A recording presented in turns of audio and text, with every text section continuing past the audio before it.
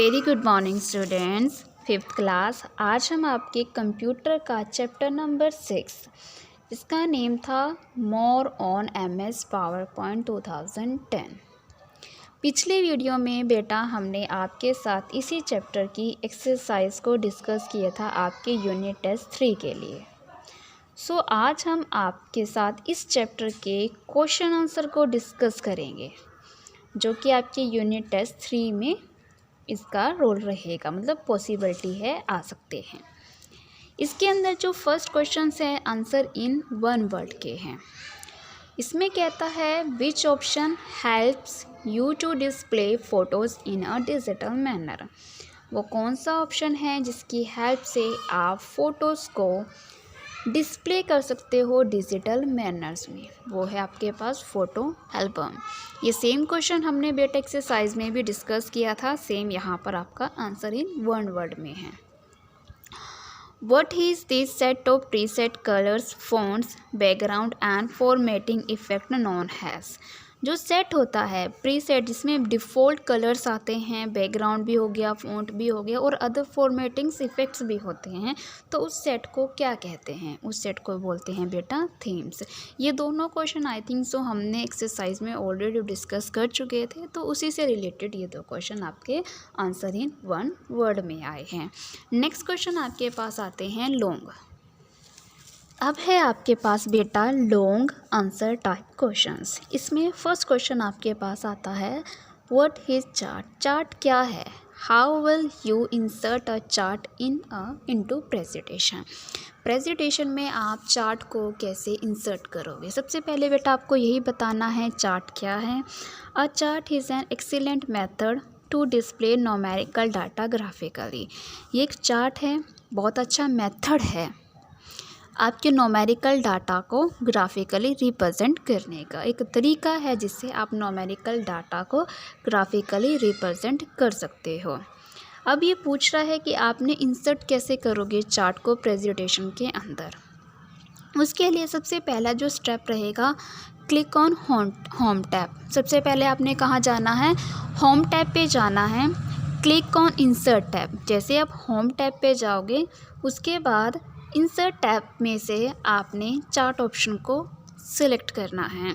मतलब आपने चाहे आप होम टैब पे चले जाओ, चाहे आप इंसर्ट टैब पे डायरेक्टली चले जाओ। आपने डायरेक्टली इंसर्ट टैब पे गए, वहाँ से आपने चार्ट ऑप्शन को क्लिक कर दिया। क्लिक करने के बाद select the type of chart you want to insert by clicking on it. जैसे ही आप चार्ट ऑप्शन पे क्लिक करोगे बेटा, आपके पास एक डायलॉग बॉक्स ओपन हो जाएगा। किस चीज़ का? जिसके अंदर बहुत सारे चार्ट आपको डिस्प्ले होंगे।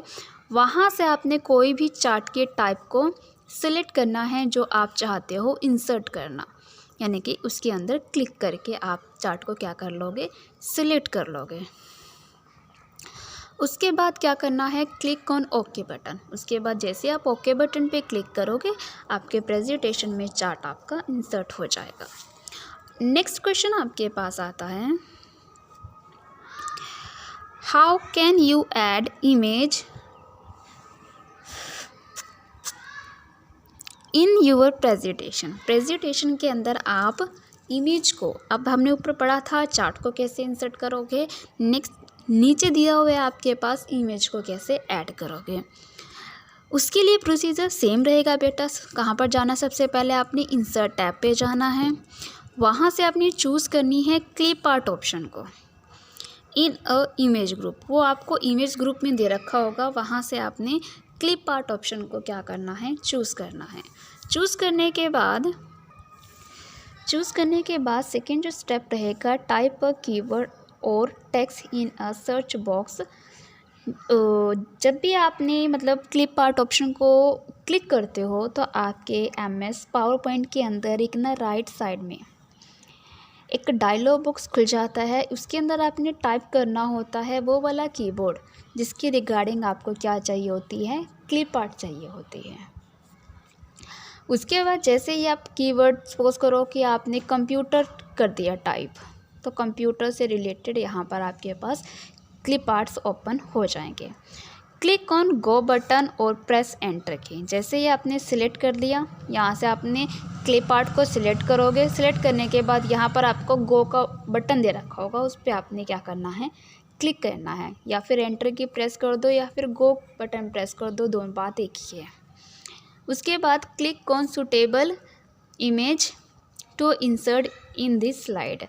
जैसे ही आपने यहाँ पर अपने कीवर्ड क्या किया, टाइप किया, टाइप करने के बाद यहाँ पर गो लिखा होता है या तो एंटर की, दोनों में से कोई एक प्रेस कर दिया। प्रेस करने के बाद आपके पास क्या आ गई, इमेज आ गई। इमेज आने के बाद आपने कोई भी इमेज को सिलेक्ट करना है जो आप अपनी स्लाइड पर इंसर्ट करना चाहते हो। नेक्स्ट क्वेश्चन आपके पास आता है बेटा, what are the different views of a presentation. Presentation के डिफरेंट व्यूज़ बताने हैं। फर्स्ट है आपके पास normal, it is the editing mode where you will work. ये क्या होता है, एडिटिंग मोड होता है जहाँ पर आप काम करते हो या फिर जहाँ पर आप एडिटिंग कर सकते हो अपनी प्रेजेंटेशन के अंदर। नेक्स्ट आपके पास आता है slide shorter view. This view display thumbnails of the slide. ये क्या करता है, व्यू है जो वो क्या करता है, थंबनेल्स इमेज डिस्प्ले करता है किसकी, स्लाइड की। यानी कि आपके राइट साइड में छोटे छोटे थंबनेल्स, ये इमेज हैं किसकी, स्लाइड्स की। और ये आपका जो सेंटर में लार्ज स्लाइड होते हैं जिसे आप नॉर्मल व्यू कहते हो, वो ये है। इस तरह का लुक होता है प्रेजेंटेशन का। ये स्लाइड शॉर्टर होगी और ये आपका नॉर्मल व्यू हो जाता है। नोट पेन क्या होता है, this view is located breath of the slide window. यानी कि जैसे ये स्लाइड है उसी के जस्ट नीचे दे रखा होता है यहाँ पर। ये किस लिए यूज़ होता है, कोई भी नोट्स अगर आपने स्लाइड के रिगार्डिंग अटैच करना है, नोट्स लगाना चाहते हो तो आप लगा सकते हो। नेक्स्ट आपके पास आता है reading view. This view is display the presentation in the full screen. यानी कि रीडिंग व्यू से आप अपनी स्लाइड को या प्रेजेंटेशन को फुल स्क्रीन में डिस्प्ले कर सकते हो। सो बच्चों, आज मैंने आपके साथ इस चैप्टर के क्वेश्चन आंसर को डिस्कस किया है। तो आप सब ने इस चैप्टर के क्वेश्चन आंसर को बड़े ध्यान से समझना है और रिवाइज करना है अपने यूनिट टेस्ट 3 के लिए। ओके।